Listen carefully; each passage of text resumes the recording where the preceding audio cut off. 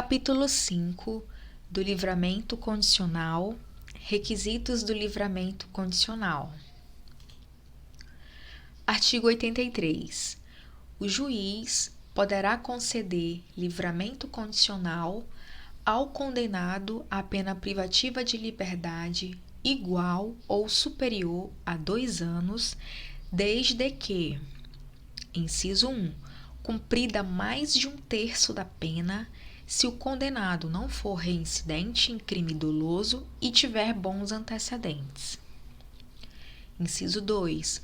Cumprida mais da metade, se o condenado for reincidente em crime doloso. Inciso 3. Comprovado, a linha A, bom comportamento durante a execução da pena. A linha B, não cometimento de falta grave nos últimos 12 meses. A linha C, bom desempenho no trabalho que lhe foi atribuído. A linha D, aptidão para prover a própria subsistência mediante trabalho honesto. Inciso 4. Tenha reparado, salvo efetiva impossibilidade de fazê-lo, o dano causado pela infração. Inciso 5. Cumpridos mais de 2/3 da pena, nos casos de condenação por crime hediondo, prática de tortura, tráfico ilícito de entorpecentes e drogas afins, tráfico de pessoas e terrorismo, se o apenado não for reincidente específico em crimes dessa natureza. Parágrafo único. Para o condenado por crime doloso, cometido com violência ou grave ameaça à pessoa, a concessão do livramento ficará também subordinada à constatação de condições pessoais que façam presumir que o liberado não voltará a delinquir. Soma de penas, artigo 84. As penas que correspondem a infrações diversas devem somar-se para efeito do livramento. Especificações das condições, artigo 85. A sentença especificará as condições a que fica subordinado o livramento. Revogação do livramento, artigo 86. Revoga-se o livramento se o liberado venha a ser condenado à pena privativa de liberdade em sentença irrecorrível. Inciso 1. Por crime cometido durante a vigência do benefício. Inciso 2. Por crime anterior, observado o disposto no artigo 84 deste Código. Revogação facultativa. Artigo 87. O juiz poderá também revogar o livramento se o liberado deixar de cumprir qualquer das obrigações constantes da sentença ou for irrecorrivelmente condenado por crime ou contravenção a pena que não seja privativa de liberdade. Efeitos da revogação, artigo 88. Revogado o livramento, não poderá ser novamente concedido e, salvo quando a revogação resulta de condenação por outro crime anterior àquele benefício, não se desconta na pena o tempo em que esteve solto o condenado. Extinção, artigo 89. O juiz não poderá declarar extinta a pena enquanto não passar em julgado a sentença em processo a que responde o liberado, por crime cometido na vigência do livramento. Artigo 90. Se até o seu término o livramento não é revogado, considera-se extinta a pena privativa de liberdade. Capítulo 6 dos efeitos da condenação, efeitos genéricos e específicos. Artigo 91. São efeitos da condenação. Inciso 1. Tornar certa a obrigação de indenizar o dano causado pelo crime. Inciso 2. A perda em favor da União, ressalvado o direito do lesado ou de terceiro de boa-fé. A linha A. Dos instrumentos do crime, desde que consistam em coisas cujo fabrico, alienação, uso, porte ou detenção constitua fato ilícito. A linha B, do produto do crime ou de qualquer bem ou valor que constitua proveito auferido pelo agente com a prática do fato criminoso. Parágrafo 1º. Poderá ser decretada a perda de bens ou valores equivalentes ao produto ou proveito do crime quando estes não forem encontrados ou quando se localizarem no exterior. Parágrafo 2º.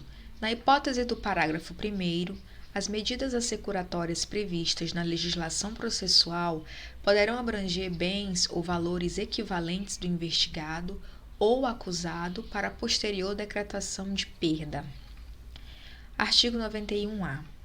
Na hipótese de condenação por infrações às quais a lei comine pena máxima superior a 6 anos de reclusão, poderá ser decretada a perda, como produto ou proveito do crime, dos bens correspondentes à diferença entre o valor do patrimônio do condenado e aquele que seja compatível com o seu rendimento lícito. Parágrafo 1º. Para efeito da perda prevista no caput deste artigo, entende-se por patrimônio do condenado todos os bens, inciso 1, de sua titularidade ou em relação aos quais ele tem o domínio e o benefício direto ou indireto na data da infração penal ou recebidos posteriormente. E, inciso 2, transferidos a terceiros a título gratuito ou mediante contraprestação irrisória a partir do início da atividade criminal. Parágrafo 2º.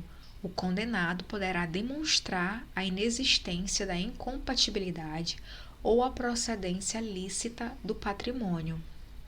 Parágrafo 3º. A perda prevista neste artigo deverá ser requerida expressamente pelo Ministério Público por ocasião do oferecimento da denúncia com indicação da diferença apurada. Parágrafo 4º.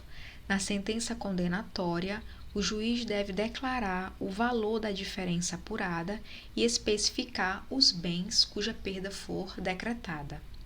Parágrafo 5º. Os instrumentos utilizados para a prática de crimes por organizações criminosas e milícias deverão ser declarados perdidos em favor da União ou do Estado, dependendo da justiça onde tramita a ação penal, ainda que não ponham em perigo a segurança das pessoas, a moral ou a ordem pública, nem ofereçam sério risco de ser utilizados para o cometimento de novos crimes. Artigo 92. São também efeitos da condenação, inciso 1, a perda de cargo, função pública ou mandato eletivo.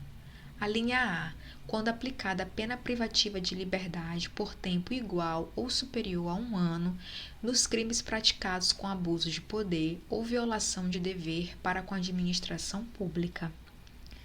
A linha B, quando for aplicada a pena privativa de liberdade por tempo superior a 4 anos, nos demais casos. Inciso 2. A incapacidade para o exercício do poder familiar, da tutela ou da curatela nos crimes dolosos sujeitos a penas de reclusão cometidos contra outrem igualmente titulado mesmo poder familiar, contra filho, filha ou outro descendente ou contra tutelado ou curatelado. Inciso 3. A inabilitação para dirigir veículo quando utilizado como meio para a prática de crime doloso. Parágrafo único. Os efeitos de que trata este artigo não são automáticos, devendo ser motivadamente declarados na sentença. Capítulo 7 da reabilitação. Reabilitação, artigo 93. A reabilitação alcança quaisquer penas aplicadas em sentença definitiva, assegurando ao condenado o sigilo dos registros sobre o seu processo e condenação. Parágrafo único. A reabilitação poderá também atingir os efeitos da condenação previstos no artigo 92 deste Código, vedada a reintegração na situação anterior nos casos dos incisos 1 e 2 do mesmo artigo. Artigo 94. A reabilitação poderá ser requerida, decorridos 2 anos do dia em que for extinta, de qualquer modo, a pena ou terminar sua execução, computando-se o período de prova da suspensão e o do livramento condicional, se não sobrevier revogação, desde que o condenado, inciso 1, tenha tido domicílio no país no prazo acima referido. Inciso 2, tenha dado durante esse tempo demonstração efetiva e constante de bom comportamento público e privado. Inciso 3, tenha ressarcido o dano causado pelo crime ou demonstre a absoluta impossibilidade de o fazer até o dia do pedido ou exiba documento que comprove a renúncia da vítima ou novação da dívida. Parágrafo único. Negada a reabilitação, poderá ser requerida a qualquer tempo, desde que o pedido seja instruído com novos elementos comprobatórios dos requisitos necessários. Artigo 95. A reabilitação será revogada de ofício ou a requerimento do Ministério Público se o reabilitado for condenado como reincidente por decisão definitiva, a pena que não seja de multa.